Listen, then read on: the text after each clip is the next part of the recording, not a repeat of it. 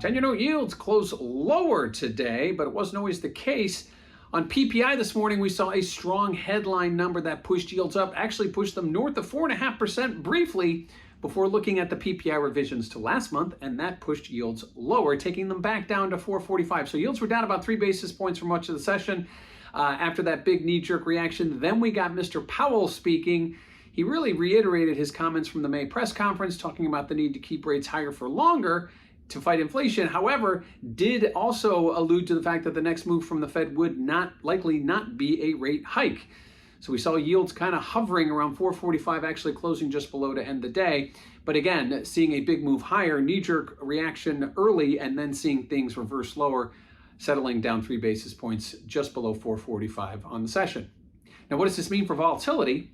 Well, check out that CVOL index over at cmegroup.com. Volatility actually closed near unchanged today. Actually, we've seen volatility nudging higher ahead of today's PPI and Mr. Powell.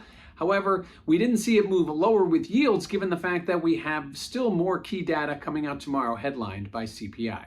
And lastly, let's talk about what we do have tomorrow. Tomorrow, we do get the CPI data. That will be the focus of the week, but we also get retail sales, empire manufacturing, some housing data, as well as more Fed speakers. So a lot to digest tomorrow, headlined by CPI.